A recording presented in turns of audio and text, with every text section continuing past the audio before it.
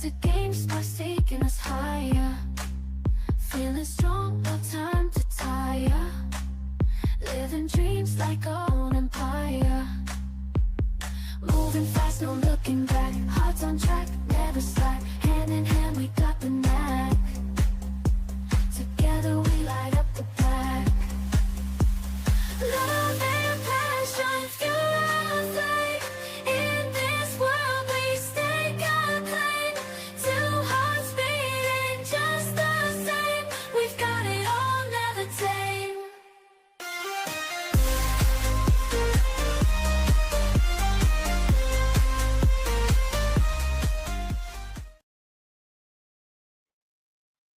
Good day, all you beautiful dreamers, keepers, and reptile enthusiasts. I'm the conductor from Sky High Morphs over on the Show Me Reptile Network.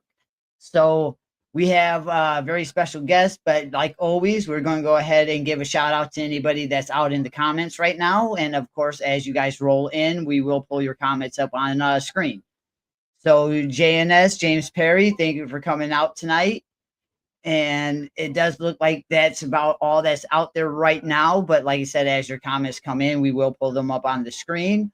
With that, let's go ahead and roll a couple of our sponsorship videos.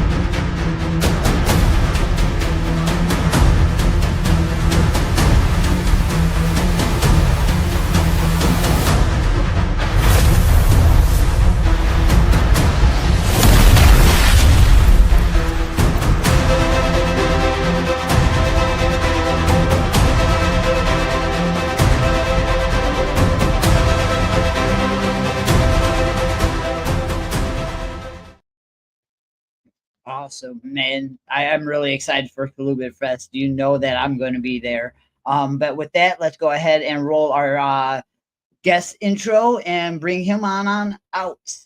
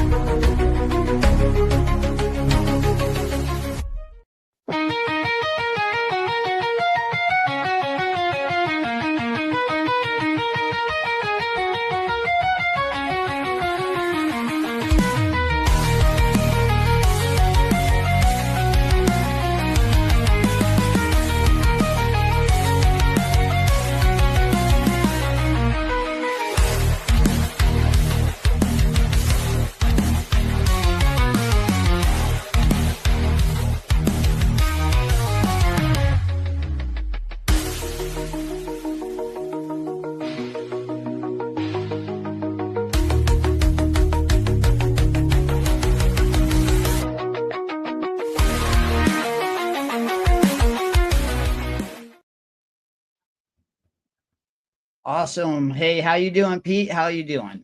Pretty good. How are you? Thanks for having me. Doing excellent. Thank you for coming on the show. So, for people who might not know who you are, want to tell us a little bit about who you are and who Moonlight Reptiles is? Yeah. I'm Pete. I'm the owner. I'm from Brunswick, Ohio. If you're far away, it's like a Cleveland, Ohio suburb. I've been a long time collector since I was probably 5 or 6 years old when I got my very first reptile. I have a huge drive for it. Really love connecting people in the area and kind of being the reptile guy and guiding people in the right direction with everything that they need to properly take care of what they are interested in keeping. Awesome. And How did Moonlight Reptiles originate? Where did the idea of that come from? Um, I'd say maybe about 5-ish years ago. I really wanted to go really further with my hobby, and I think most of us kind of got started in something in 2020 when we were all stuck at home with, nothing to do. So Right. got laid off of work and around then, and that's kind of when I started doing something different. And I said, well, let's just kind of do something I've always wanted to do, and that I really enjoy. And that's kind of how it started when I had a lot of extra free time. Awesome, awesome. And so you've been doing this for about 5, 6 years now. Because you also breed a lot of different species. You don't just breed ball pythons, correct? Yeah, I'm actually very, very small when it comes to ball pythons. I'm almost a very, very minimal. I'm more colubrid and crested gecko oriented. Right. Um, Ball pythons are not quite my thing. I'm gonna dabble with them a little bit, but that's pretty. They're pretty repetitive, and just not what I like to go for. Right, right, right. Because like we've talked backstage, we've vended quite a few times together and everything. I've got to see your setups, which you have some beautiful animals out there. Yeah. Is and that.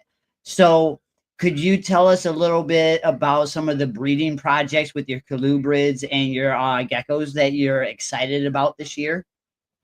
Right now, primarily what I'm working with, colubrid wise, I'm really excited about stuff that you just don't really see as much. Yeah, I'm not too much into like a lot of like Asian and European colubrids. I'm more into um right now like palmetto corn snakes, Mexican black king snakes. They're not like rare per se, but it's honestly, sometimes I'll go 3, 4 months and I'll be the only vendor that has them, to be honest, and I travel. Right, So I like working with stuff that, I didn't see too much growing up, that I enjoy. Um, so that's kind of my main, primarily, my focus, colubrid wise. I have tons of single and dual gene, corn snakes, but that's usually really mostly what excites me is the stuff that you just don't see that often. right, right, right. And you said you also do a lot of geckos, the cresties, and that.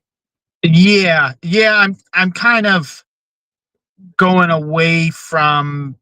I'm not too huge into like lily white and a lot of the stuff that people Okay. do. I really love working with cappuccino a lot.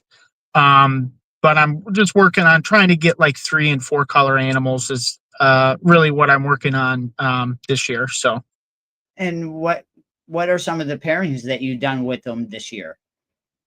I believe I've done 7 pairings this year.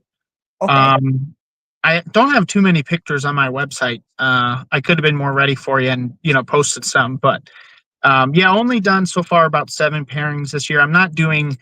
Um, I'm really slowing down quite a bit and just pinpointing what I really, really like to work with. I know I've been with you a lot of times. A lot of my background is pets and the hobby of it. I love families with kids Yeah. and getting their first reptile, trying to keep them away from going to like Petco, PetSmart, getting that starter kit with the sand and the red bulbs. And I'm really big on getting people in the right direction.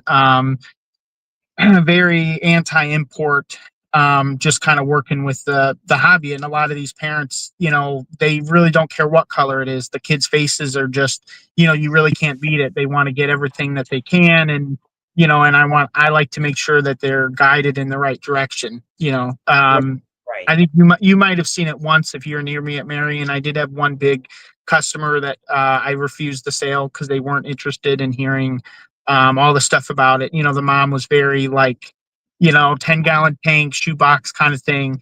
And it really kills me. And I like to give everybody a like a better view of our hobby and make them understand either I'm setting somebody up the right way and they have everything they need, or help them realize, this isn't for me. I can't spend $400 or $500 into this and get everything it actually needs. And, Right. Right. And that's one of the most important things about this hobby is trying to educate people. You know, the more education, the more information that we give out there about these reptiles, the better, you know. And that's really awesome. So from the beginning till now, how much would you say you've invested into the business? Um, Different aspects of it, financial wise. Well, it's really hard to say because I mean I've been in the hobby as a collector for a little bit over 2 decades. I mean, since I was a real little, you know, I've always been into this. So I have, oh my gosh, my shed, my garage, my attic, the basement, whether I'm using it or not, you know, I got tons of different, you know, I go through different phases, stuff that I like. You know, right now I've really slowed down. I'm not like mass breeding, not a ton of projects. So right now I'm really big into like stackable 4x2s and vision cages to just actually enjoy the few that I have and like to work with. So I have a lot of unused equipment. So All it's right. really hard to say, but yeah, over the years, I mean, I have a trailer, probably 10 different types of style rack systems. I don't like how they look. I like to get something bigger or be able to have more vision. Right. Um, so it's hard to say. I would say honestly, I've spent at least 50 to 75,000 in 2 decades on Right. Right. like just equipment and various products that I need. Which in the 2 decades, that ain't too bad at all, really. You Yeah, think about it compared to some of these people when they jump into it, they spend 50 to $60,000 in a year span, you know. yeah. So that ain't too bad at all. Now where would you like to see Moonlight Reptiles in, let's say, another 10 years? Well, what I'm really working on closing in right now, is I'm working on. I've been back and forth. In 2020, I almost opened a mom and pop pet shop, which has really been a big dream of mine. COVID came and they forced a lot of businesses to shut down, and that's honestly the biggest reason I ended up getting into expos instead. Um, and then I'd say 2, 3 years later after that, I was looking into it again. And then the economy is just always changing. Um, so I have not done that yet, but that is something that I would like to do. It just put like, you know, I want people to enjoy and have interest in coming to see what they are looking for. There's so many in my area. I'm in between major cities that have mom and pops, but there's none in my Right. specific area. But all the ones nearby are kind of the ones, you know, I'm not drama, I'll never name drop ever. But there's some that are a little less than quality, you know, have a lot of people have poor experiences when they go there, Right. unwanted bugs, illnesses, things like that. And I really like to make everything better in the community, whether it's a pet shop or the expos, you know, I like to try to be a part of the wave to get some of that stuff out of here. So, All right. And now the animals that you plan on having in your pet shop when you eventually having those, do you plan on having them all self-produced or do you plan on wholesaling some in to get in product or Um, a little bit of both. I'm a firm believer. I do not like to sell anything that I don't stand behind, that I don't like, that I don't enjoy. right? When I first started doing this, I did a little bit of the fun stuff, like various tortoises and iguanas, monitor stuff that people really wanted, but I started getting beat down because people aren't interested in the captive bred price of these type of animals. You know, they want, oh, well, somebody so and so down the street has these for $10, and it's like, well, you know, you're going to have a bit of a worm issue and, you know, a lot of different stuff. So most of the time when customers call me for certain things, I talk them out of it. But a lot of times if they're willing to put in the extra work and they understand, just so like 6 months ago, I had a school teacher. She had a red iguana for almost 20 years. And it passed away. I talked to her. I was willing to work with her, and I got her hooked up in the right place to get one. And you know, because she's somebody that understands what it needs, how big they get, you know, things like that. In my area, honestly, every time, probably once a day, I'll see a Facebook post in a nearby city that somebody found a sulcata in their backyard. And Yeah. you know, so I do not, I used to, you know, definitely, I've definitely experimented with tortoises over the years, but Not any longer. That's just not something you'll see me carry. Aquatic turtles, the same thing. Those are always getting dumped off somewhere, and people just end up not enjoying them like they think they would. Right, right, right. And that's kind of smart to be not part of the problem, part of the solution, so you don't Yeah. carry. Um, Now, what are some of the animals that you are going to carry? So right now I'm pretty set with various colubrids, crested geckos. I'll always be a big lover of leopard geckos, and then some basic frogs like Pac-Mans, dumpy tree frogs. I have a lot of customers that want they've always wanted like a red-eyed tree frog, and those are real hit or miss. In my opinion, if you're interested in getting into one of those, you need to seek after somebody that does produce them themselves. Some of the ones that, I tell people, hey, if it's less than $50, you're not going to have success with it when it comes to a red-eyed tree frog. Right, But just some more of the basic stuff that people really want. The TikTok trends. right. That's really what pushed like the jumping spiders and the hog noses really fast. Was and the axolotls as well. Oh, yeah. People seen them online, and it was like a craze. And people are still love them and are interested in them. Excuse me. Um, but yeah, that's kind of the stuff I like to work with, and pretty like basic stuff. If it's overly complicated, I don't do chameleons. Same thing when I have customers request them. I do have a lot of friends in the community throughout the whole country. I'm good friends with if you want like a northern blue tongue skink, if somebody wants one, I'll tell them never ever get the ones you see at the pet shop. There's like 2 or 3 countries they come from. I always recommend avoiding those, but I pretty much got a guy for everything. If it's not something like frogs, we enjoy working with the frogs, but that is a ton of, you got to deal with the rain chamber with most species, Yeah. and you have tons and tons of babies. So something like that, I got a guy, I can get him for the right customer, but yeah, just more of the basic stuff is what we work with. Okay. And now, what I will ask you, who inspired you, or what is one of your biggest influencers on you getting into the hobby? Um, it's hard to say. So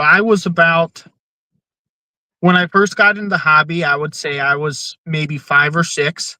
I remember standing in a pet store, and I think it was like a garter snake or a ribbon snake. It definitely wasn't a ball python. I can't quite remember what it was. Um, Okay. and when I was real little, my parents actually had retics and berms and boas, and so pretty much, I mean, I came right out into the world, being around it. Um, and I remember being about maybe, like I said, about 5, and whatever snake we were looking at getting, it bit onto my finger, and I was like going like this, flinging it in the middle of the store, and you'd think that would have stopped me right there, but it didn't. And back then it was a lot different. Everybody was really pro like carpet and stuff. Like, we're so advanced now in our care and the products, and especially like with the bioactive stuff. But I remember, we picked out the tank, and the pet shops back then, they had carpets like in a roll, like it was like a 50, 100 foot roll, and they would pull it and cut it. But now it just seems so ridiculous that it used to be that way. But I remember the whole thing. We picked out the color, we picked out the dish, the whole thing, and then it bit me.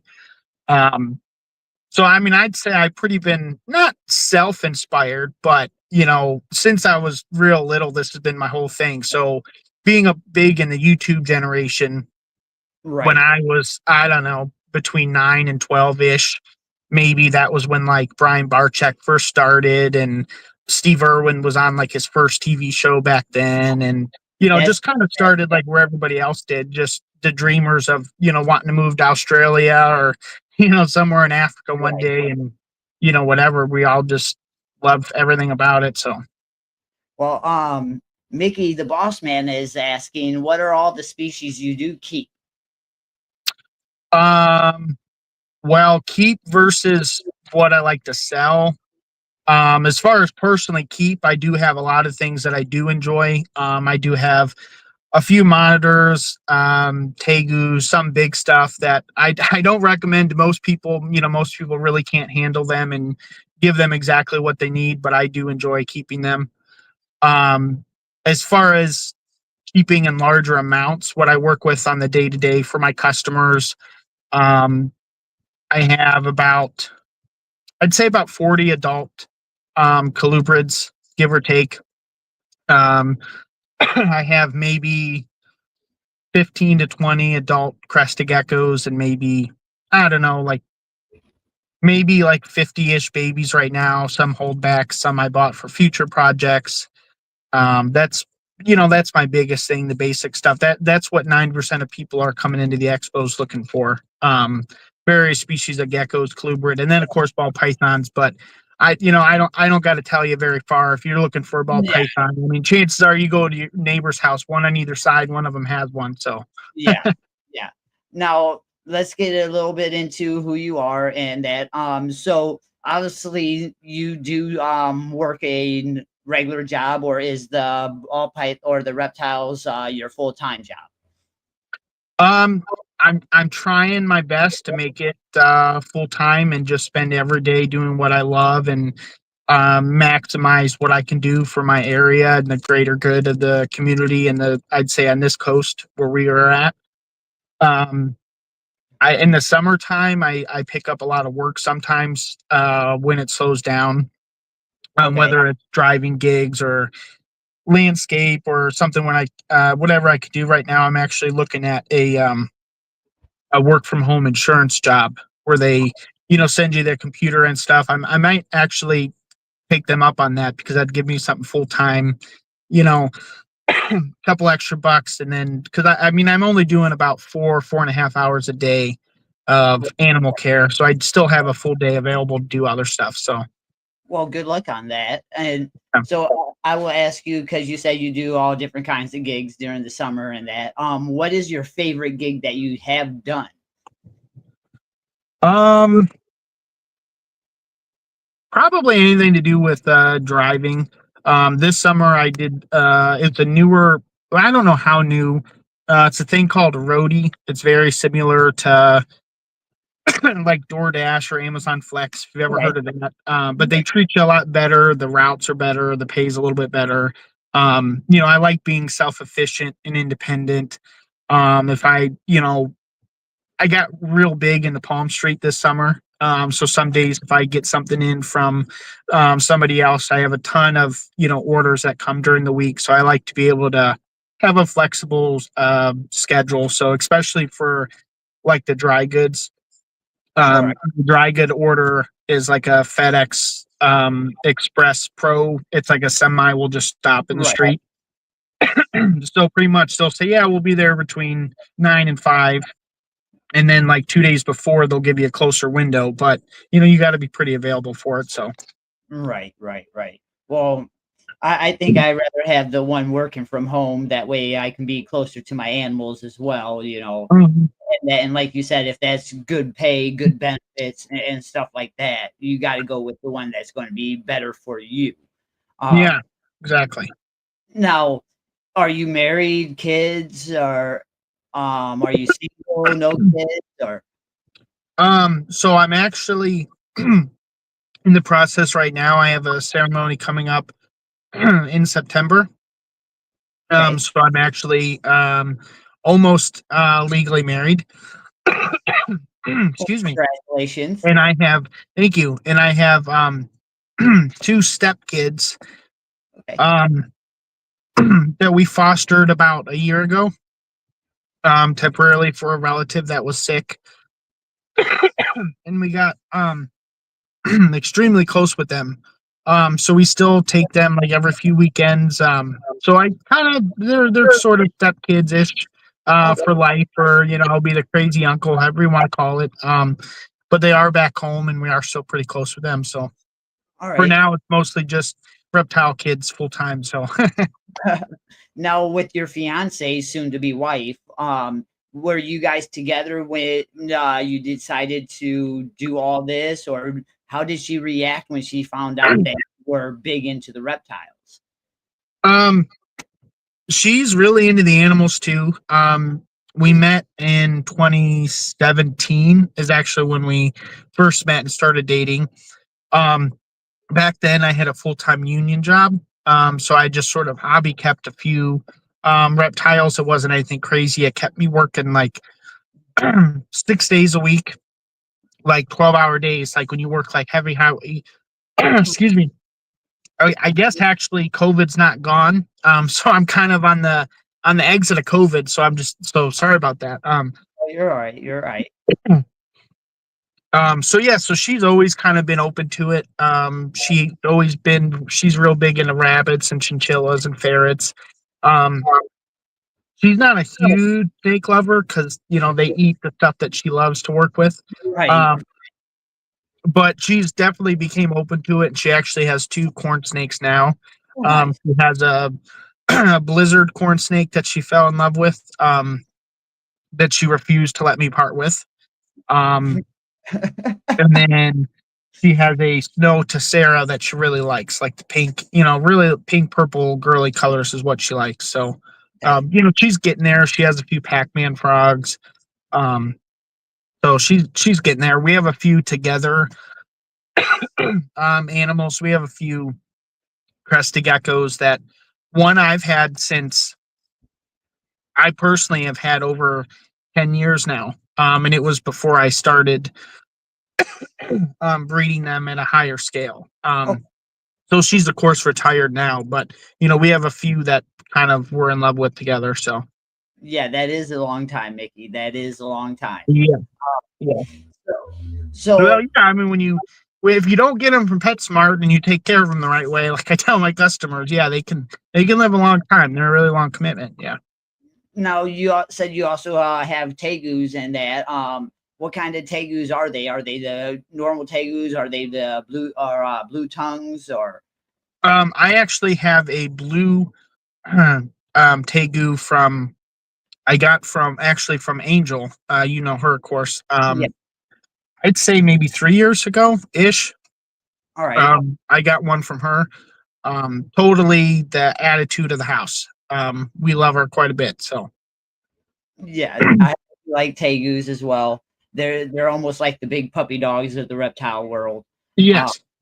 now, if there was one animal that you don't have that for your personal collection, what would that be? If you can pick any animal out, let's say your dream animal, what would that?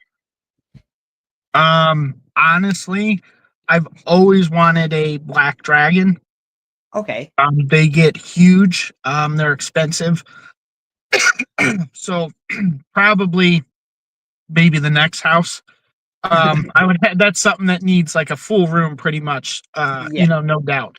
But that's definitely a really, really big dream animal of mine that I've wanted for a long time. So All right. someday when it's appropriate to have one and I have more, the space that they require, for sure.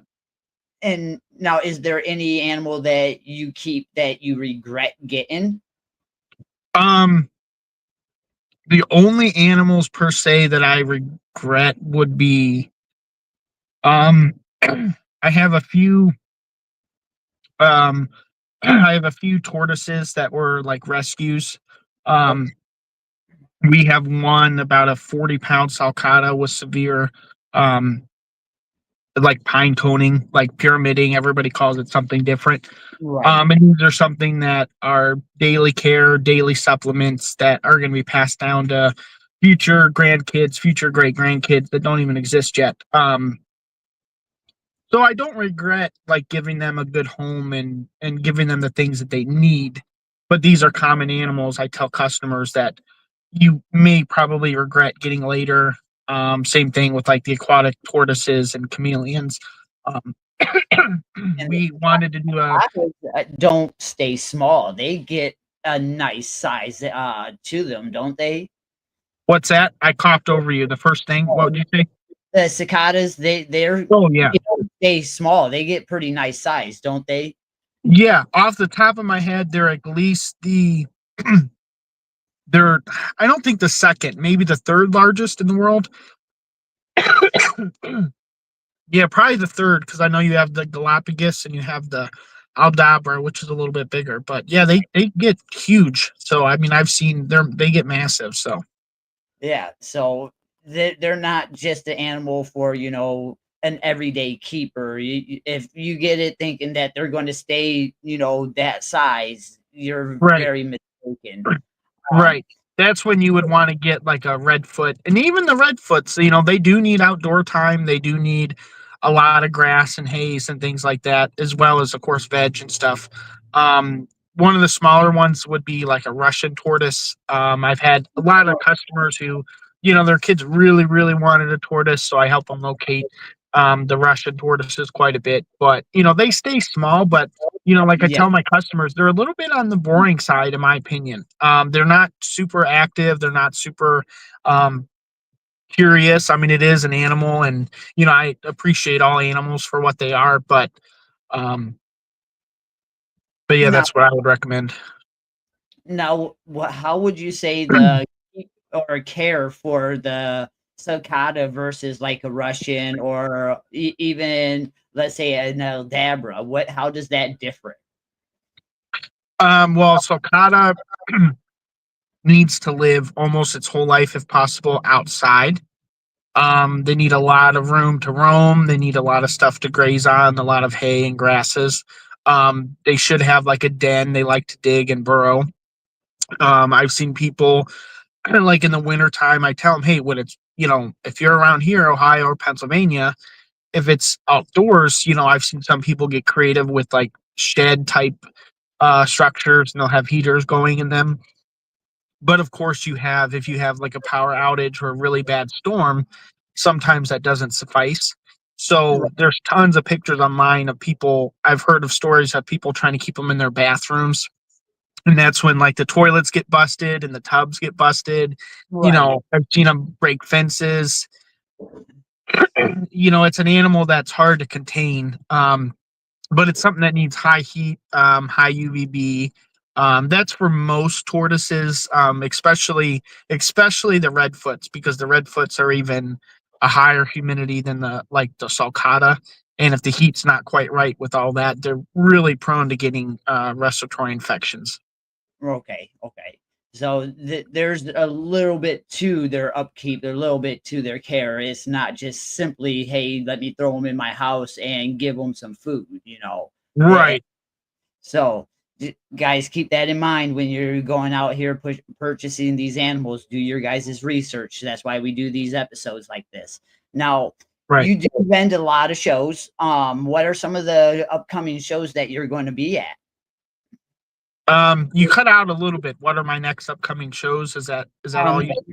Or said you vend a lot of shows. What are some of the upcoming shows that you're going to be at? Oh, well, tomorrow, I have a show in Youngwood, Pennsylvania. Okay. And then next weekend is, of course, we have the Show Me Reptile show in Fort Wayne, Indiana. And then I don't think I have anything the last weekend of August. I have to double check. And then I think I'm going to be going to Tennessee the 6th and the 7th. I don't think I'm vending that. I might just be going to check it out. I mean, if I'm making the drive, if there's any space, maybe I'll go down and, just do some critters. And just I love meeting new people and getting into new markets. So I definitely think I don't have anything going on in Ohio that weekend. So I'll probably be going down at least to check it out. Nice, nice. Now, of course, you said you wasn't going to be able to make Colubrid Fest this year, and Yeah. that is that something you plan on making maybe next year because you do work with a lot of colubrids? Possibly. I'm very interested also just as a consumer to go check it out, maybe buy up some future projects I'd like to work with. I'm not sure if I have enough personally um to justify setting up there. I Right. know they have a lot of dry goods there. A lot of stuff to compete with, both animal wise and dry good wise.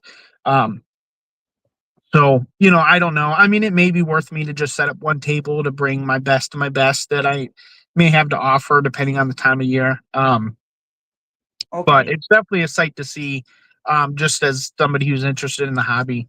That's definitely the place to be. So, Right. Right. So, um, now is vending the only way you sell your animals, or do you also use a lot of social media and other avenues?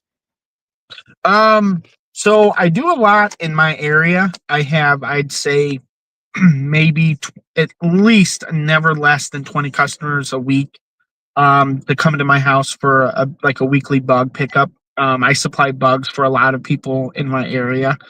Um, and that's just a driveway pickup. I don't There's very few people that I would let in my house and be around, Right, the animals and that, I don't know what you could be bringing in and things like that. I have just a lot of word by mouth.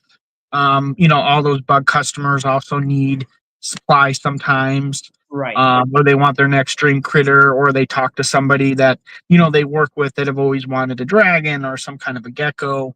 So I do a lot of networking like that. okay. I haven't had too many sales, I would say, directly from Facebook. Um, I don't really like a lot of the stuff I see on Facebook. There's a ton of like way too many fly by night flippers, too many people change their mind. It's really sad. There was this guy who we were constantly outing on Facebook. He was Anytime somebody would post something available, he was always the first guy to comment. Right. Um, and well, he was actually in a case in Cleveland a few months ago. He actually had a storage unit he abandoned with a ton of animals in it, Oh, sadly. And it was, yeah. So I do, sometimes I like Facebook because you can kind of stalk people per se. You can kind of make sure they're good looking people. right, They don't right. like have like you're not seeing like a snake in a little 1 foot container or something crazy like that. You can kind of see if they're legit or that they look good on that front or not.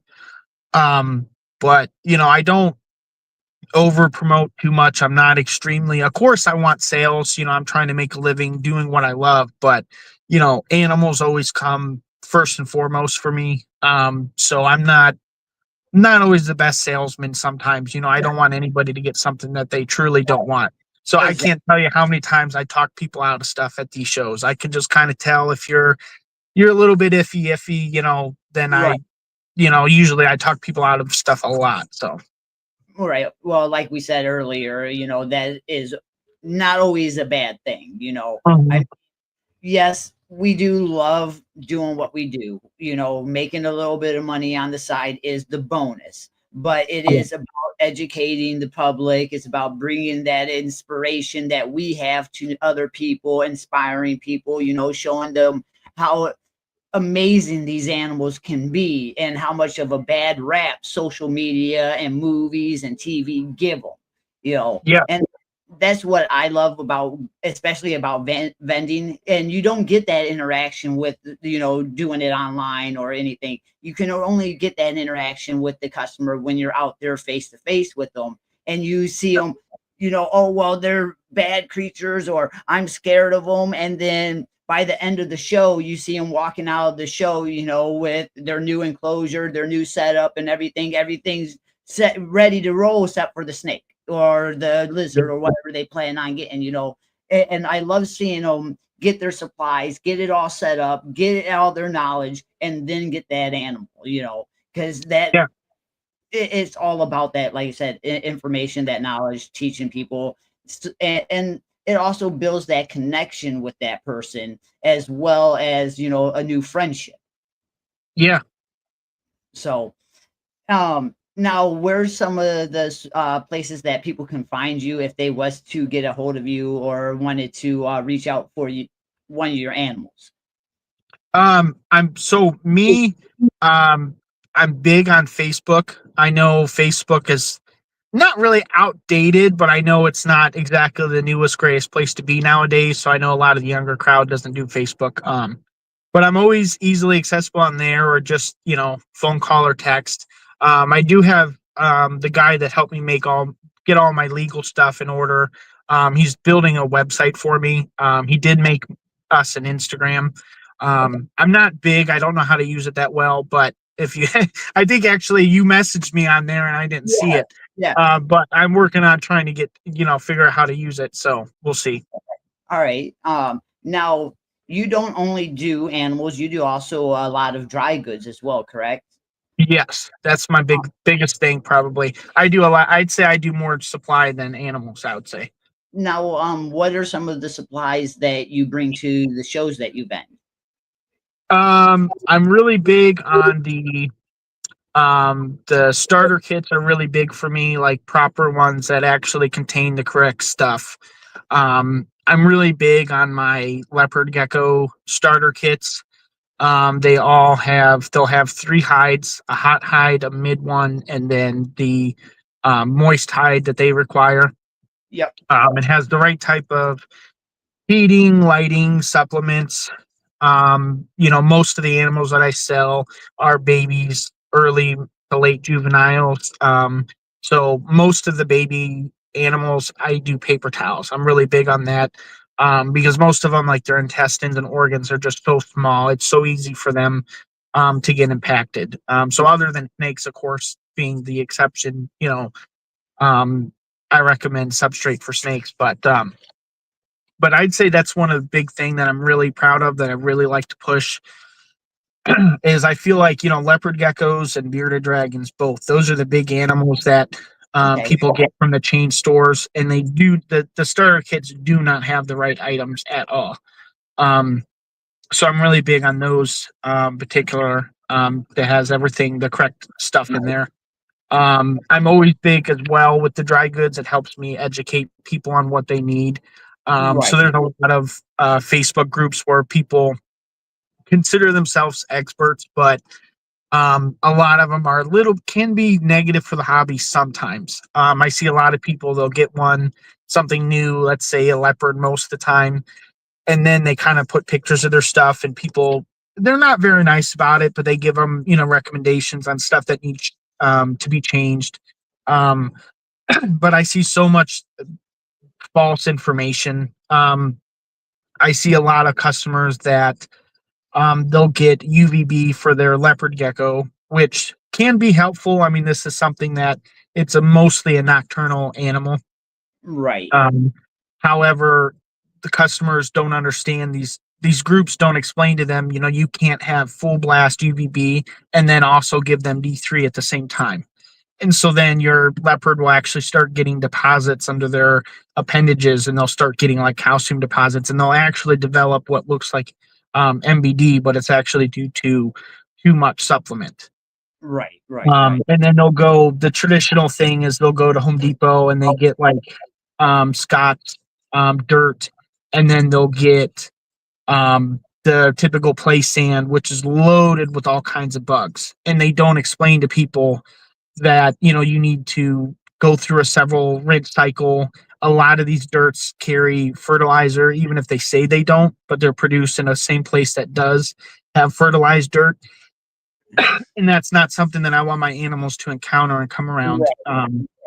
That fertilizer. So I always recommend, pay the extra 10-20% and buy the name brand reptile safe stuff. Sometimes I would recommend a freeze or a bake, because sometimes even if they are triple heat treated, you can get some type of bug from it. But it's not anything that's going to hurt your animal. No fertilizers, nothing like that. Just, or even, freeze it for a few days. Right. Now, you also carry pretty much all the supplies you need to do bioactive as well, right? Yes. Yeah. All right. So if you guys ever need something for your bioactive or you need a good starter kit, there you guys go. So that's about all I have for you. I do have one more question for you. And if Yeah. you watch the show, usually my last question is a little bit more fun, more lighthearted. So I will say, because you are about to be married, and hopefully she doesn't watch, and that if you can turn your spouse into a cartoon character, what cartoon character would you turn her into and why? A cartoon character. Um, that's a tough one. I don't know. I was really, really big into the '90s cartoons, so I don't know. That'd be a tough one. It may be something that would be my favorite that I like to enjoy every day. Oh Uh, yeah. Also, too, I don't know if it our go-to thing is we're really big on like Family Guy, and most of the time it's just background noise. we've seen every episode ever made ever. So usually if we're not doing anything, it's just playing. So I don't know, maybe Lois, maybe, because if I do something really stupid, she'll call me Peter Griffin all the time. And so sometimes, I don't know. I think that's what I'd have to turn it into probably. So. Awesome. See, when you started talking about the 80s and 90s cartoons, I was thinking Darkwing Duck or something. Yeah. Originally I was thinking like, I don't know, some of my childhood favorites, but then the more I'm thinking about it, yeah, I think if I could be in an alternate reality, I'd be Peter, she'd be Lois, I think. So that's probably one of our favorite shows. So I'd have to go with that one. Awesome. And I think there would be just as much shenanigans with you guys as then on the show. Yeah, probably. Yeah. Well, that's about all I have for you. Thank you once again for coming on the show. I greatly appreciate it. And if you guys do need to get a hold of them, that will be Moonlight Reptiles over on Facebook or Instagram. Or you can come out and see them live at one of the shows he's vending.